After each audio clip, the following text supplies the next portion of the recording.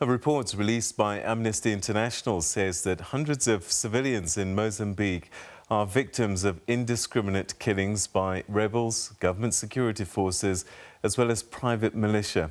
The escalating conflict in Cabo Delgado province has set back regional integration and lasting peace in the region. According to the report, militants linked to Alshabab group in Mozambique da Praia and Cabo Delgado have been exploiting the unrest, carrying out extrajudicial executions, abductions and other human rights violations as they try to caliphate the region. The advocacy group says that its analysis was based on interviews, videos, satellite imagery and ballistics information. It found that up to 2,600 people have been killed and more than 500,000 have been displaced in the gas-rich province of Cabo Delgado since 2017.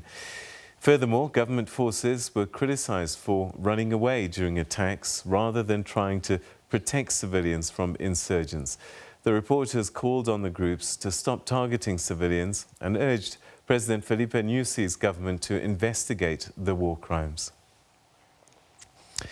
Brian Castner is the Senior Crisis Advisor for Arms and Military Operations at Amnesty International.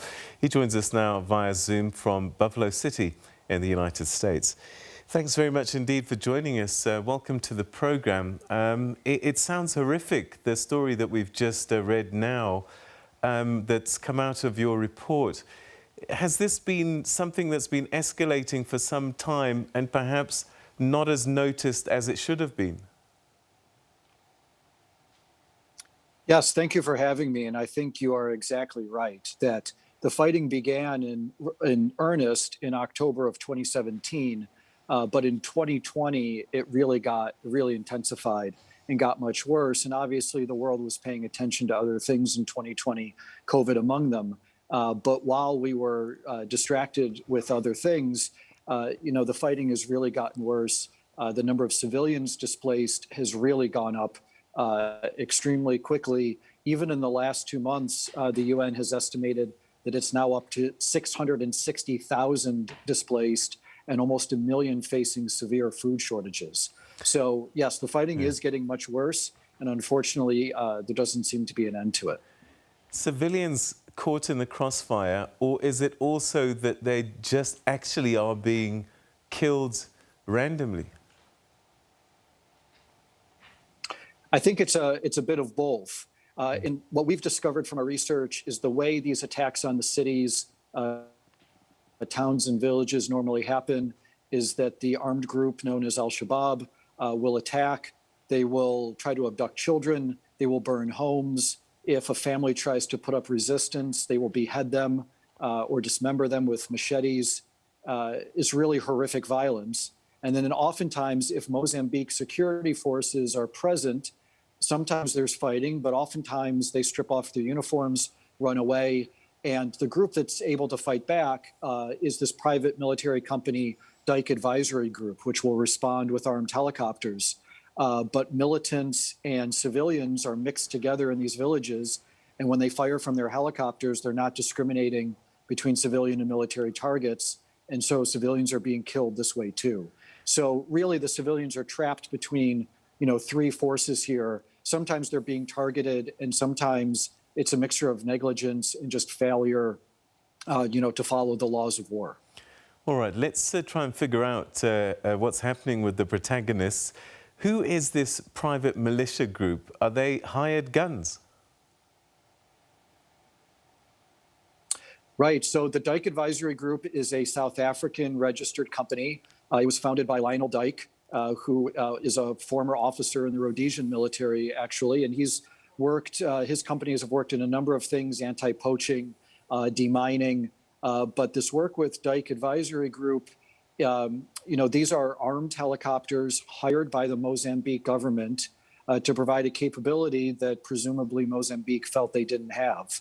But really, they're operating by themselves. There's not soldiers or police on these helicopters. There's Dyke's own crews. There's not coordination with the ground. They lack some really basic equipment, as far as we can tell, to even communicate. There's not coordination in these attacks. And so, they're left to try to respond. And again, dropping improvised bombs from their helicopters, firing their machine guns into crowds when, say, the armed group will take refuge in a hospital or people's homes. They'll continue to fire at the hospital and these homes and really not distinguish, again, between civilian and military targets. So no care being taken, and civilians, casualties of war, collateral damage, as it were, in their eyes. That's right. And I should say that, if the crews and the pilots of Dyke really think that they're being put in an impossible situation, that they're being given a task in an operation that's impossible to do with following the laws of war and discriminating between targets, then under the UN Guiding Principles for Business and Human Rights, it's Dyke's obligation to not fulfill the contract, to not try to conduct the activity that they've been hired for if there's really no way to do it that follows human rights law. Then let's look at the authorities, the Mozambican army itself, and your report points to them having crossed the line as well and killing civilians as part of what they do. That's right. So some photos, very disturbing photos and videos emerged last year that show torture of militants that were captured, presumably Alshabab militants, and an extrajudicial execution of a naked woman that was trying to flee, and the soldiers mocked her before shooting her, and they declared that she was also Alshabab. So as part of this cycle that we've seen, after Alshabab will leave one of the villages that they've attacked, when the security forces move back in, they will accuse people of being sympathizers to Al-Shabaab or collaborators, I should say. And so people are executed. We identified where we believe a mass grave is in one particular town of Kisanga. There's sexual violence. There's the torture that I've already mentioned. And so then this just unfortunately breeds a cycle of resentment where local people that are already resentful to the government and so being recruited into Al-Shabaab have more reasons to be resentful, and the unfortunate cycle continues. Are the soldiers acting with tacit or implied permission? Are they being allowed to carry on with this, or are their superiors, government, president, saying that this must stop? Well, there's been a real lack of both transparency and accountability. The Mozambique government has not responded to us with these findings. In our previous findings last year, when we released reports on this, they essentially denied that it was happening. It won't surprise you that there hasn't been then accountability for the soldiers on the video. There have not been independent investigations. And as long as there's impunity, there's tacit approval, one could say. If nobody is being disciplined or held to account, then unfortunately that's how these things continue. Al-Shabaab, I mean, we know these are militants. They operate in different parts of the continent, perhaps connected, perhaps not. But have they been increasing in strength as time has passed, that you get to a point where forces are running away when they engage in battle? Yeah, this is an important question and an important point, that the Al-Shabaab in the group that calls itself Al-Shabaab in Mozambique is not related at all to the Al-Shabaab in Somalia. The group in Mozambique has pledged itself to the Islamic State, and there's definitely a connection there. The media of the Islamic State puts out videos in support of the actions in Mozambique.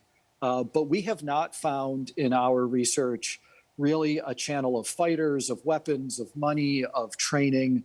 We have not seen indications that, other than propaganda support, that the group in Mozambique is really getting any support from outside. It really is there's a lot of local grievances. There's liquid natural gas that's been discovered in Cabo Delgado. There's minerals, particularly rubies.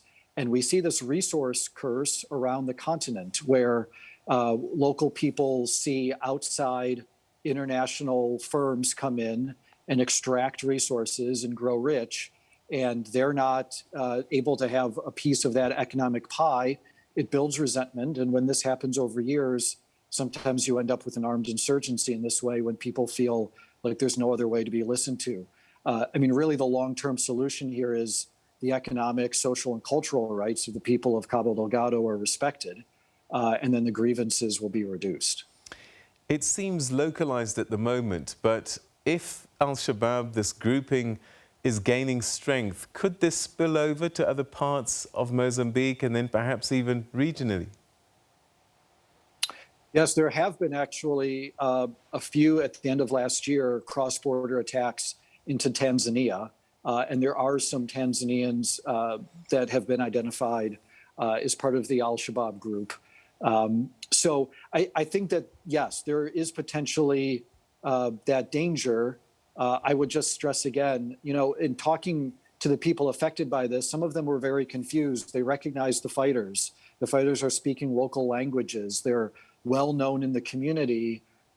It is at the moment really a local insurgency with local problems. But unfortunately, as we've seen throughout the continent and in the Middle East, sometimes these local grievances can really grow when they aren't, properly dealt with. And I don't mean from a military standpoint. I mean from a understanding the grievances and having those addressed point of view. What needs to happen? What can happen to fix this? Well, I mean, we're calling for investigations both into the war crimes committed by Mozambique forces and also, of course, Stike Advisory Group. There's, at the moment, journalists are largely not allowed into Cabo Delgado. Humanitarian groups are having trouble getting access. Doctors Without Borders, MSF, had a clinic burned in Macomia during one of the attacks. At the moment, it is a severe humanitarian disaster that needs to be dealt with as a humanitarian challenge. And then in the longer term, there is the issue of the economics and investment being addressed. This did not happen overnight. Cabo Delgado has not had proper investment from the central government for a long time. There's not an easy overnight fix. But the most immediate thing that needs to be done is the investigations and the humanitarian response. Who is funding this Al-Shabaab grouping in Mozambique? How do they get their arms? And they seem pretty organized for militants. Yes, I mean, that's a good question and not one that we specifically addressed. But I would say there's not a shortage of arms or uniforms. Oftentimes, the Mozambique military will, we have many reports of them stripping off their uniforms as they retreat, abandoning their weapons. There's also some videos of new Chinese armored vehicles that were sold to the Mozambique military being in the hands of Al-Shabaab after they were captured in battle. So at the moment, arms and manpower is not really the issue, and a lot of it is from battlefield captures from what we've been able to see. Those that are displaced, where are they going, and who's taking care of them? Yeah, this is a very good question. So at the moment, a lot of them are going to places on the edge of Cabo Delgado, like Pemba. But there's not large camps for internally displaced people as we see in other parts of the world. People are crowding in with family. They're crowding into single family homes where instead of 4 or 5 people living in the home, there's 30 people living in the home. There's a real issue with getting food to these people. There's issues with aid being misdirected either by local government officials or there's just a real cycle of corruption in getting the proper food and supplies and other things that these people need. So again, that's why we stress the humanitarian nature of this. It's why the UN has talked about that, the 1 million people facing food shortages and the 600,000 displaced. It is not it's not a scene like we have in other parts where there's a well-established camp where the humanitarian groups are able to deal out aid effectively. It's really ad hoc at the moment. The Catholic Church in the area is doing a lot, but it's a challenge to get access.